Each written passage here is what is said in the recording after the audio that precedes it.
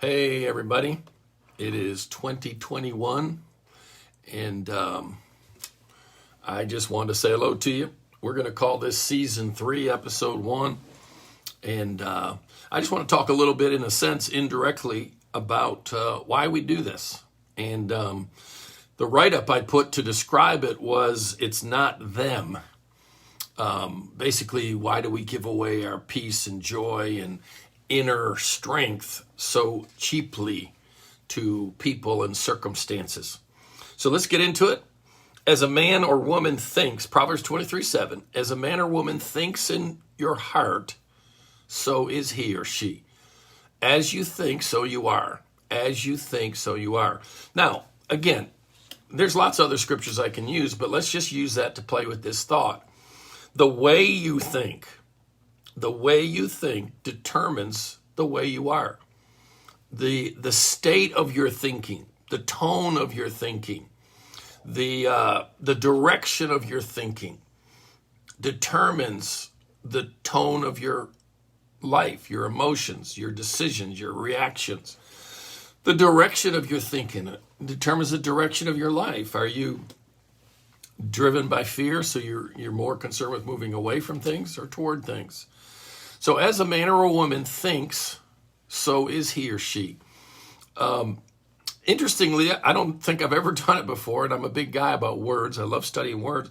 But I looked up that word think in my Strong's Concordance, not a Greek or Hebrew scholar, but I can read.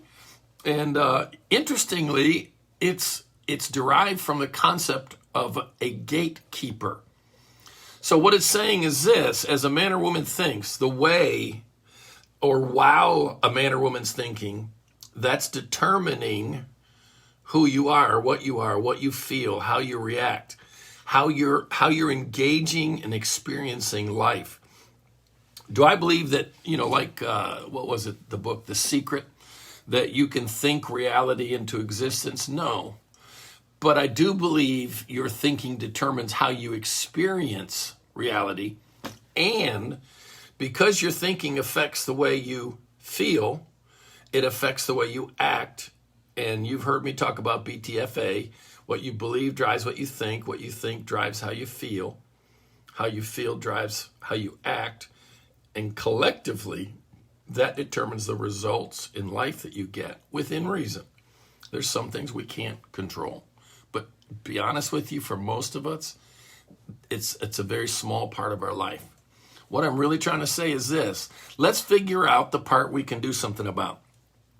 So as a man or woman thinks in his or her heart, so is he or she. And that word thinks has the flavor of a gatekeeper. Think about a gatekeeper. A gatekeeper decides what comes in and what goes out. What comes in and what goes out. A gatekeeper decides, in the context of this scripture, as a man thinks, as the gatekeeper does its job, it determines how I think, feel, and act. As the gatekeeper filters what I'm saying to myself, how I'm thinking as I go through my day. So I want to connect that to another verse in Proverbs 4:23 that says, guard your heart, for from it flow the issues of life. Guard your heart. It's kind of an interesting word. Number one, it puts responsibility on us. In other words, kind of like the gatekeeper. As a man or woman thinks, I'm pretty sure I control my thinking for the most part. I'm pretty sure you do, even though you may not feel like you do.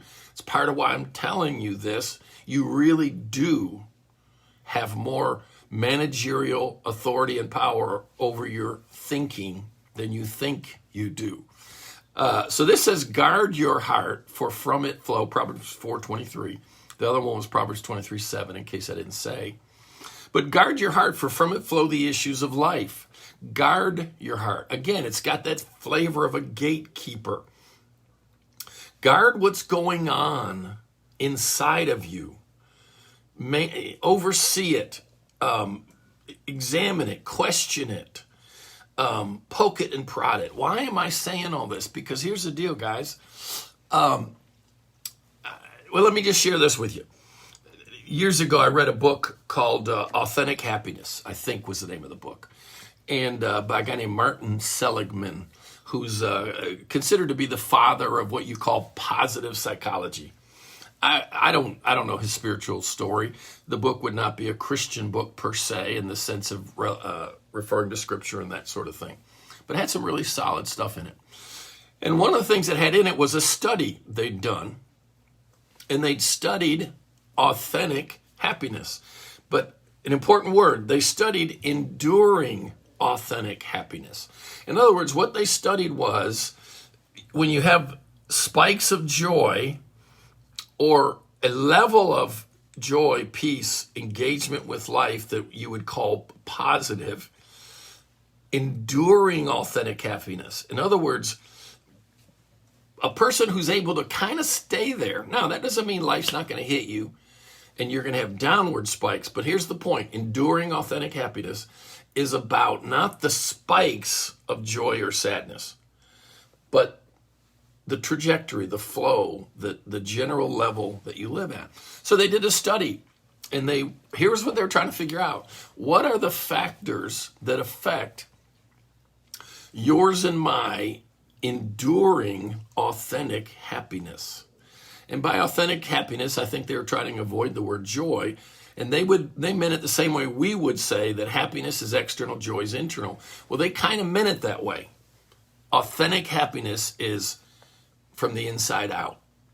So here's what they came up with, 3 things. And this is really, really important, guys.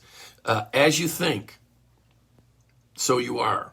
Guard your heart. Listen to these 3 factors affecting enduring authentic happiness. Number 1 was what they call your happiness thermostat.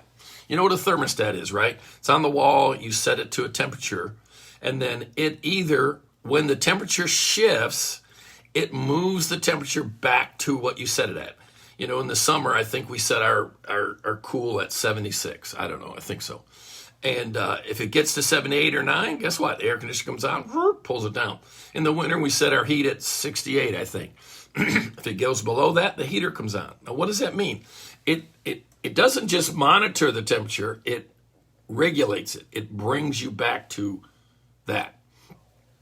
So what they found is that you inherit from your family a thermostat setting for joy, peace, happiness, intimacy.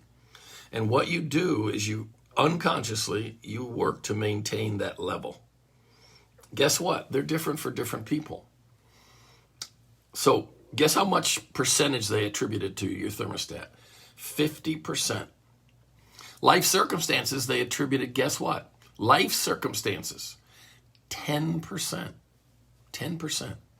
50% your inherited thermostat, 10% your life circumstances.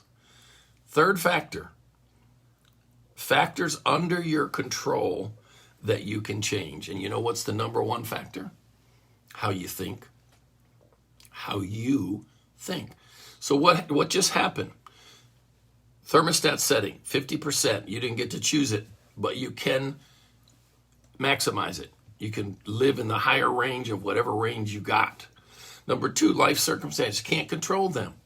Well, according to their research, that's only 10% of what affects your enduring authentic happiness. The third thing is factors that you can control, manage, and affect. 40% of how you feel on any given day. Guess what? How you think is how you are. And that's what this podcast is all about. We want to help you from a mixture of solid biblical spirit-led living and what I call sanctified psychology, meaning taking the principles I've learned from all that I've read and studied of psychology that has its issues. I get it, man. It's got its issues, and we could talk about that sometime. But bring the 2 together, and that's what we're here to talk about. How can you use that 40%? And I'm not sure it's not even higher than that at times. And I could explain a little bit why. But that's what we're going to be dealing with. That's what we're going to be looking at. That's what we're going to be working on. And man, I just want to help. I just want to help. And bless you guys. Hang in there with me. And pray for me. And let's make this a great year. All right? Love you guys.